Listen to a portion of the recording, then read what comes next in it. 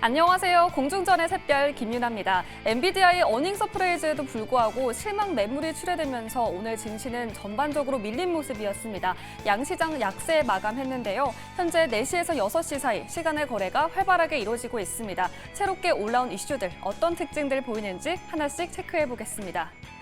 두산이 두산밥켓과 두산 로보틱스의 합병을 철회하기로 결정했습니다. 경쟁력 강화의 일환으로 추진했던 합병이었는데요. 지난달 11일 개편안을 발표한 지 한 달여 만에 철회를 결정한 것입니다. 잠시 후에 시간의 특징주에서 다뤄보겠습니다. 2차 전지 기업 SKC가 28억 원 규모의 자사주를 처분하기로 결정했습니다. 주식 매수 선택권 행사에 따른 자기 주식 처분 목적으로 처분 예상 기간은 9월 2일부터 9월 6일입니다. LG가 LG전자 주식 취득을 결정했습니다. 지분 확대를 통해 안정적인 경영권 유지와 LG 수익 구조 제고 목적인데요. 자기 자본 대비 0.74%에 해당하는 금액이고 취득 후 지분율은 31.59%입니다. 이렇게 새롭게 올라온 공시 다뤄봤고요. 시간의 거래에서 반응하고 있는 종목을 5개로 정리해봤습니다. 앞서 두산그룹 공시 전해드렸는데요. 두산밥켓이 정규장에서 파란불 켜내며 마감했습니다. 두산 로보틱스의 합병을 철회한다는 뉴스에 현재 시간 외에서는 오름세 보이고 있습니다. 자세한 내용은 잠시 후에 알아보겠습니다. AI 챗봇 관련주 이스페타시스가 정규장에서 10% 넘게 빠지면서 낙폭을 보였는데요. 엔비디아 실적이 시장의 기대치를 충족하지 못하면서 AI 관련주들의 주가가 크게 내린 것으로 보입니다. 현재는 저점 매수세가 유입되면서 흐름이 전환되고 빨간불 켜내고 있습니다. 삼성공조 오늘 장중 8% 넘는 시세를 뿜어내면서 강한 흐름 보였는데요. 현재도 그 상승폭을 이어가는 모습입니다. 지니틱스도 특징적인 움직임 보입니다. 삼성페이와 반도체 관련주인데요. 엔비디아의 영향으로 오늘 반도체주가 쉬어가는 흐름이었습니다. 정규장에서는 약세 마감했지만 현재는 매수세가 몰리면서 상승 전환하고 있습니다. 마지막 특징주는 세움 메디칼, 의료기기주 자리했습니다. 장 막판에 상승 전환하면서 2% 강세로 마감했는데요. 현재 시간 외에서 상승폭을 더 확대하면서 뚜렷한 주가 흐름 보이고 있습니다. 오늘 장 마감 이후 새롭게 올라온 이슈들 짚어봤습니다. 계속해서 자세한 전략 알아보겠습니다. 그럼 먼저 두산의 지배구조 개편 소식부터 짚어보도록 할게요. 두산 밥켓과 두산 로보틱스의 합병 철회 소식이 전해졌습니다. 오늘 오후 2시를 기점으로 시세가 급변하는 모습이었는데요. 시간의 거래에서도 계속해서 움직임 보여주고 있습니다. 두산 로보틱스, 두산 밥켓, 동반해서 지금 모두 현재 시간의 상승률 상위 종목에 올라와 있거든요. 이조 본부장님께 자세한 내용 한번 여쭤보도록 할게요. 내일 시장에서는 주가 변동성 어느 정도로 예상하실까요? 일단 저 부분이 지금 장 후반에 좀 반응을 했기 때문에 좀 어느 정도는 있을 것 같은데 지금 사실 어떻게 보면은 금감원에서 계속 얘기하는 대로 그거를 받아들였다라는 점이거든요. 결국에는 이 부분이 지금 기존에 하려고 했던 포괄적 주식 교환에 대한 계약 해제에 대한 공시가 나왔습니다. 그렇기 때문에 이 부분은 이제 기존에 원안대로 진행되는 것이 아니라 저거를 좀 다른 방식으로 저는 변경해서 진행할 거다 이렇게 예상을 하고 있고요. 그 구체적인 방식에 대해서는 어떻게 될지는 추후 공시를 통해서 나올 것으로 예상을 하고 있습니다. 근데 사실 두산에서 지금 저렇게 뭐 구조 개편을 하려고 했던 이유가 여러 가지가 있겠지만 어쨌든 금감원 그리고 금감원장께서 이러한 반대 의견을 너무 명확하게 드러냈기 때문에 이 부분에 있어서 지금 제가 봤을 때는 철회했다라는 점이 오히려 주주들 입장에서는 좀 긍정적인 것으로 예상을 하고 있고 그로 인해서 빠졌던 부분이 있기 때문에 그거에 대해서 좀 반응을 하지 않을까 이렇게 생각을 하고 있습니다. 그렇기 때문에 지금 뭐 사실은 이렇습니다. 기업에서 뭐 이런 것들 저런 것들을 결정을 할 때 요즘에 뭐 사실 기업에서 무조건 막 자기네들이 밀어붙인다고 해서 지금 되는 상황이 아닌 경우들이 굉장히 많기 때문에 특히나 밸류업에 대한 이야기가 계속 나오고 있다라는 점들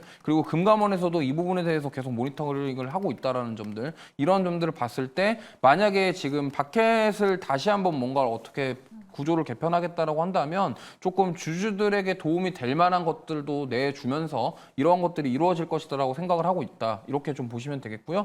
오늘 그래도 좀 나오고 나서 변동성이 컸는데 제가 봤을 때는 바켓이던 뭐 두산 로보틱스든 두산 그룹주 전반적으로 지금 그 공시 이후에 지금 주가가 굉장히 많이 빠졌거든요. 그렇다고 한다면 이 가격적인 메리트는 충분히 있다. 그렇다면 그동안 좀 주가에 반영이 됐던 부분은 이거에 대한 주주 가치 훼손 뭐 이러한 부분들이 지금 반영이 됐기 때문에 그렇다면 이 부분이 해소가 된다라는 점, 그러면 추가적인 반등을 한번 노려볼 수 있을 그런 상황인데 사실 그런 게 있습니다. 이러한 기업에 대한 이미지라던가 이런 부분들이 사실 뭐 바켓이라던가 이런 부분들이 지금 뭐 구조 개편을 하려고 했던 부분들이 사실은 주주의 배려를 없이 기업의 입장에서만 했다라는 점은 약간 이 괘씸죄라고 할까요? 네. 그런 부분들이 좀 있기 때문에 그 부분이 수심이 살아난다라고는 장담할 수는 없겠지만 기술적으로 봤을 때 가격적인 부분들이 굉장히 많이 빠졌다라는 점은 한번 반등이 나올 만한 이슈가 아니냐 이렇게 생각을 하고 있고요.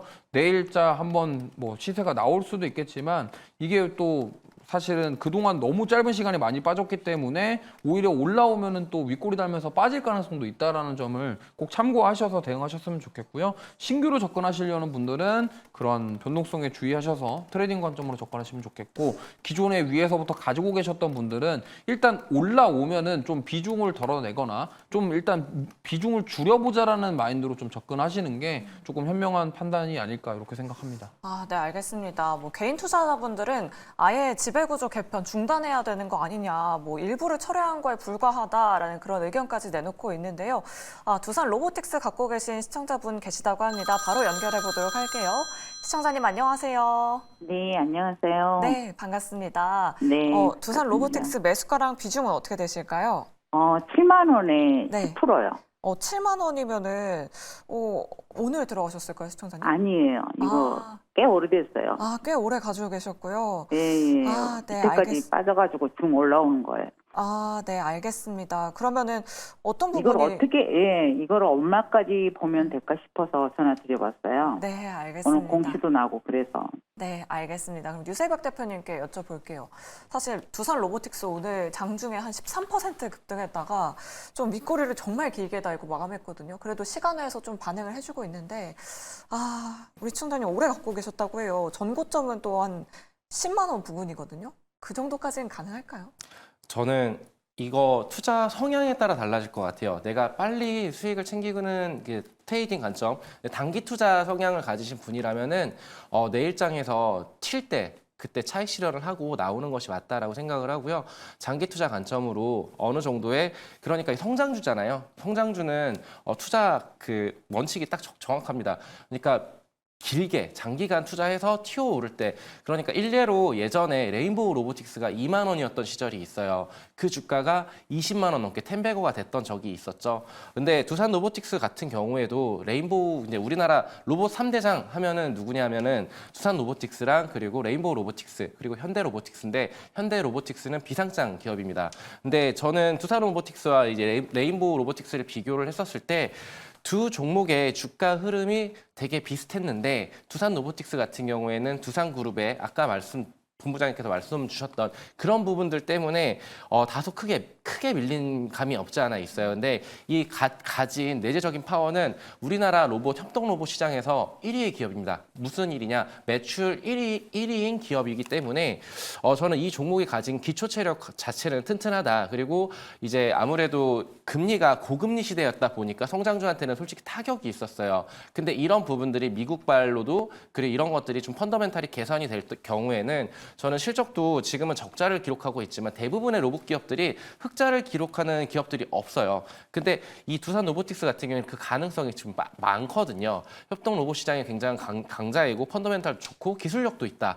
그런 부분에 있어서 내년이면 확연하게 좋아질 거고, 저는 이 7만 원이라는 가격대를 충분히 위로 치고 갈 수 있는, 지금 이렇게 저평가되지 않아도 되는 종목이라고 생각을 하는데, 다만 제가 아까도 말씀드렸다시피 성향에 따라서 짧게 빠르게 치고 빠지는 거를 좋아하는 분이시라면은 내일이나 요번 주 내에 치고 나올 때, 내일밖에 없겠네요. 내일 치고 올라갈 때 그때 차익 실현을 하고 나오시던가, 아니면은 MIT를 좀 걸어놔서 스탑 기능을 좀 사용을 하시는 겁니다.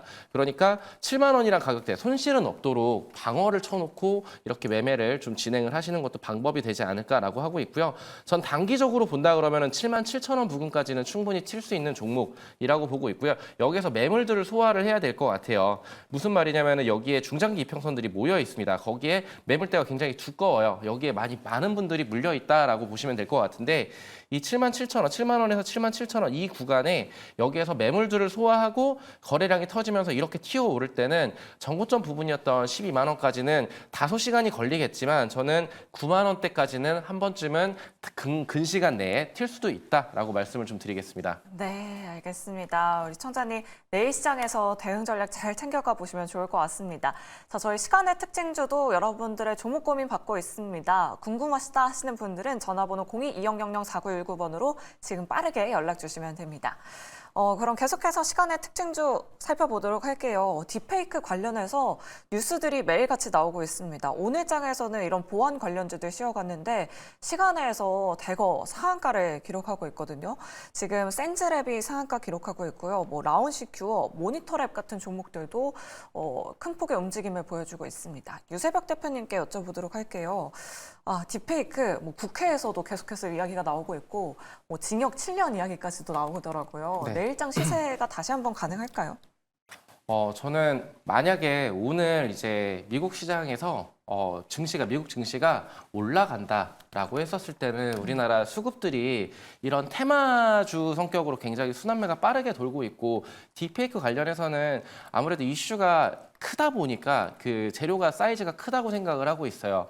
그래서 이런 테마성 종목들이 좀 변동성을 계속적으로 끼를 부릴 것 같습니다. 근데 내일 당장에 이제 미국 증시를 좀 돌이켜 봐야 될 것 같은데 만약에 미국 증시가 올라갔고 거기에 따라서 엔비디아도 반등을 해줬다라고 하면은 저는 이런 테마성 종목들이 시간에서 그냥 다시금 곤두박질 칠 수도 있겠다, 개파락을 할 수도 있다라는 생각을 좀 하고 있고요.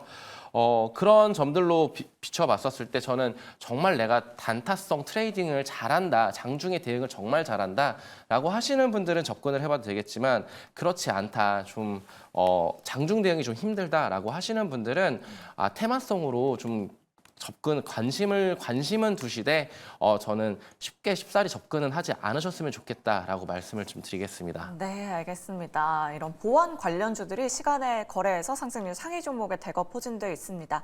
내일 시장까지 그 시세 이어갈지 여부 한번 체크해 오시면 좋을 것 같습니다.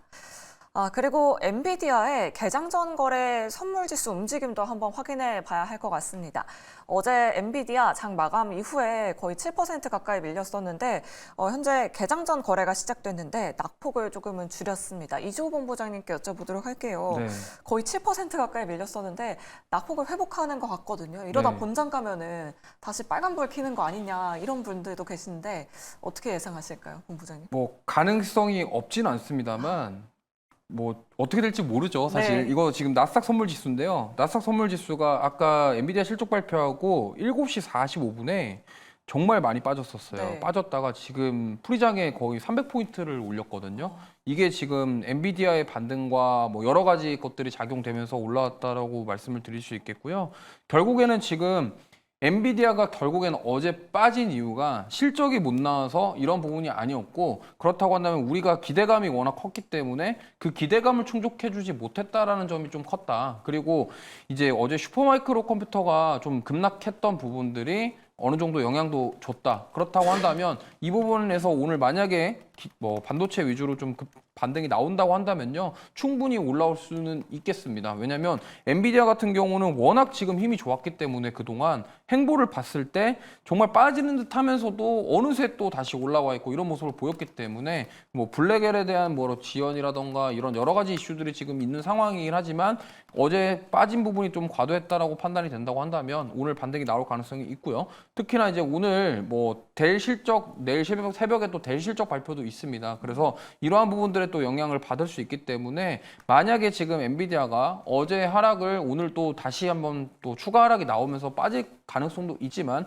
지금 현재 프리장 선물 지수 흐름을 봤을 때는 충분히 반등을 시도하려고 하고 있고 반등이 나올 가능성이 있다는 점을 참고하셨으면 좋겠고요. 아까 대표님 말씀하신 것처럼 만약에 오늘 미국 증시에서 반도체가 반등이 나온다. 그러면 내일 우리나라 증시도 반도체 반등이 나올 가능성이 높아요. 그렇다고 한다면 오늘 상승했던 그런 테마주들 그리고 이슈가 있는 종목들이 오히려 그쪽 수급이 또 반도체로 이동할 수가 있다는 점을 꼭 염두를 해두시면서 미국 증시 흐름을 흐름을 보고 내일 아침에 전략을 세워보시는 게 좋을 것 같습니다. 네, 알겠습니다. 지금 유튜브 채팅창에서 우선님께서 어제 엔비디아 시간외에서 마이너스 8%까지 빠질 때 꿈인 줄 알았다라고 이렇게 댓글을 또 남겨주셨는데요. 현재 미국 시장 개장 전 거래에서는 4%대로 낙폭을 줄여가고 있다는 점, 오늘 밤 열릴 미국 시장에서 한번 체크해 보시면 좋을 것 같습니다.